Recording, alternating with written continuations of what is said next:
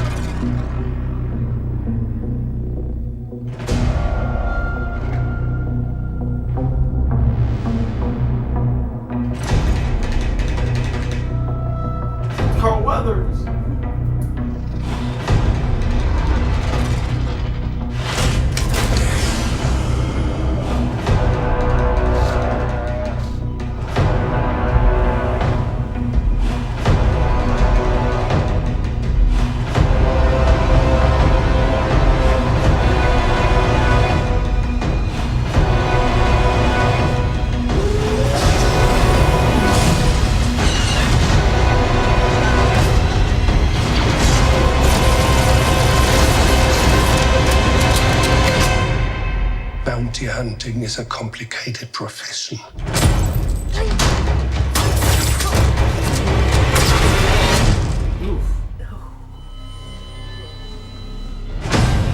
Don't you agree?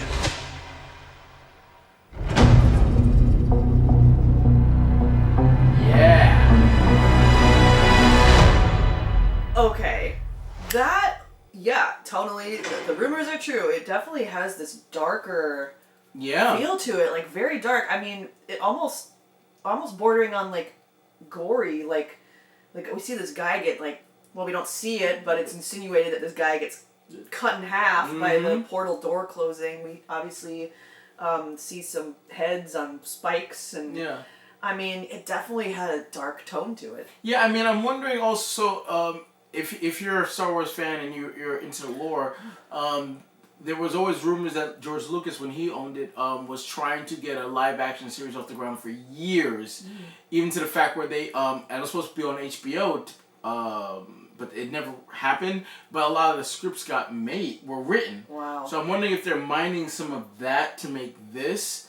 So that's maybe why we're getting a little bit of a grittier feel. Because imagine if that was supposed to be on HBO, they would be it'd be rated R if it would have to be rated. Where obviously this is not going to be rated R, but I think they're just going to push that PG-13 boundary as far as they can go without stepping over that. I mean, line. that would be a really interesting. I mean, that would be different than anything we've ever seen before in the Star Wars universe. Yeah. I mean, they're very PG. Yeah. You know what I mean? In a way, it's there's nothing. I haven't seen anything like that before. Totally. No. In any Star Wars. I mean, and the thing that's got me really excited is the fact that production value wise, it looks like a movie. Yeah. Where it didn't look like they're like, oh, this is gonna be on a streaming service. Let's not spend a lot of money and just get it out there. I'm talking to you, DC Universe. Where I mean, the stories might be good, but just production value wise, it's like how much did you really spend on this? Where on this, it looks like the Star Wars universe we're used to. It looks like it's that time period after Return of the Jedi. It looks like it definitely has that dusty feel to it. Like absolutely. That kind of like lived grittier. Yeah. Lived in, for sure. So I am a little curious that we see a lot of different. So this trailer didn't tell us much. Nope. It really is a true teaser. But we see a lot of different places. Yeah. And obviously the job of the bounty hunter. So this is it's not Boba, it's not Jango, it's some other Mandalorian Yeah, so it's warrior. kind of taking over that mantle. So it'll be interesting to learn more about his character. Wonder if we ever even get to see him with his helmet off. Don't want to see it. No, I kind of don't either. But we see a lot of different places that he's going around to, so I always find that fun, and especially in serialized, we will get to see probably some new planets that we haven't seen before. Mm-hmm. So that'll be really fun. It seems like he was flying over this like cracked mud, like really dry, maybe dead planet. Mm-hmm. There's like a swampy greener. one. Yeah, there's like a greener. I'm just trying to scrub through here, but my nails are too long, so forgive me. Yeah, like 16, 17 seconds into the trailer. It's very green, but then very swampy. If there were more trees, I would say it could be Endor, but. I mean, I wouldn't want it to be. I mean, it could be, but I wouldn't want it. Fan favorite, but like right after that, at like 22 seconds, we see the city. It could be Mandalore, which is the planet that the Mandalorians hail from. It almost looks a little bit like Galaxy's Edge in a weird way. Like it does. I mean, that's a planet too. It kind of gave me that vibe. Yeah, that's a planet too. So I wonder if they will like maybe find a way to bring Galaxy's Edge into this in some way. That would be really interesting, and very smart. I think. Yeah, of course. Yeah. So. I mean, for me, if it really, I got the vibe of a Western type. Yes. Where like you got this anti-hero coming into town. Gunslinger, anti-hero, of course. A bounty hunter, in this case, coming into town. Yeah. The sheriff's been run out, like the Empire's been run out. Right. Like at the very beginning of the trailer, like one of the first things we see is all the old Empire helmets. Yeah. First on the ground, and then and they look dirty. then on spikes. Yeah. So like some time has gone on since they were in power. Obviously they're still around because we see at the end that they have like a little bit of a standoff. So they're still around, but I'm pretty sure they don't themselves probably don't know what to do because there's no leadership involved. Right. So they're probably trying to just figure it out as they go along. So it is very Wild West in that Absolutely. way. Just kind of no laws, no rules. Different factions competing for power or just kind of doing whatever they want. And with this opening, I really got some horror film vibes. Yeah. Like there's even a stinger when the Mandalorian steps in front of the camera. It's a horror stinger. Yeah. Sound effect is very common in horror films. Like ring. Yeah. So I mean, totally. Yeah, I just keep saying this, but like tonally, this is really exciting and different, and just very epic trailer. Yeah, I really am looking forward to this. I'm glad I have Disney Plus now. So day one, first thing I'm doing, watching The Mandalorian. Like this is the first thing I'm watching because I really get the Star Wars feel of it. And I like the idea that we're going in that time period because they can literally almost do whatever they want. They can introduce new characters. They can reference characters that we know of, kind of allude to what they're doing without even having to show them. So the possibilities of this are endless. I trust Jon Favreau. It was an interesting story how the series came about, how he pitched it to Kathleen Kennedy. So I'm really interested in this series.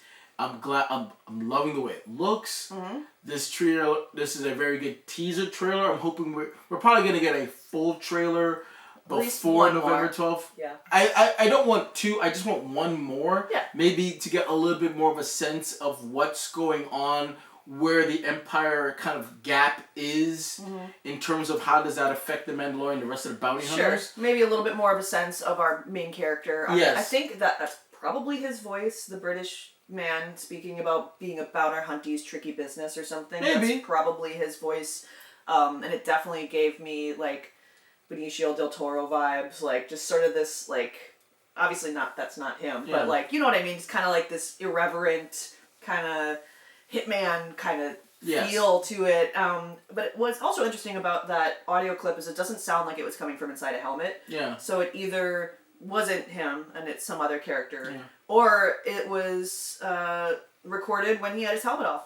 Well, or maybe it's just not done yet. Maybe they didn't put the treatment on him. I purposely don't want to see him with his helmet off. It's like the rumors of the Boba Fett movie have kind of gone away, and the idea of learning more about Boba Fett never really sat well with me. Like, he's one of the villains that the less you know, the better. Like, the aura around Boba Fett is there because we don't know a lot about him. Right. And the fact that if you did a movie about him, we would have had to learn more about him. And that kind of might have taken the shine off of him. That's why I didn't like the Han Solo movie. I actually didn't need to know more about Han. I knew everything I needed to know about his character. I liked there being a bit of a mystery with where he has been and what he's gone through.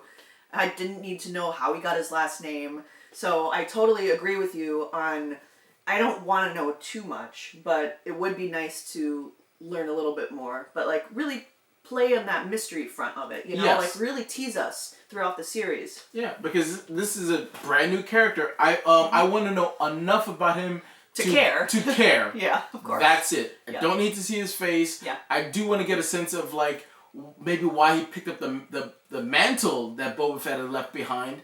But other than that, I don't want to know too much. I don't want to know what he looks like. I just want to know what his motivation. If it's a her, maybe, who knows? I want to know what he or she's motivations are, but there has to be some, even if this show only lasts this 10 episodes, I want to walk away being intrigued, but not knowing everything. Right. Or even if the series continues, again, whenever it's done, I don't want to be like, oh, I know whatever this character, the Mandalorian's character, is completely. There still has to be some mystery behind it. Yes. The why, the who, the what, the why. And we know when the when is, but all those things, where, there should be some, how. Yeah, there should be some questions about him or her after this is over, whenever it's over. But I am highly on board, highly anticipating it. I can't say more enough, but that's what we think. What do you guys think? Did you like the trailer?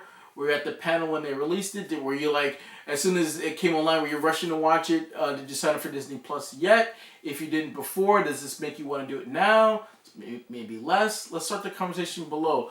Also, like, subscribe, share with your friends. Make sure you hit that notification bell so when they do release the full trailer for The Mandalorian, we will be covering that. And we'll be talking about the series when it does release on November 12th, going forward on Disney Plus. So you can look forward to that on the channel as well. But until then, I'm Sean. I'm Alex. May the Force be with you always.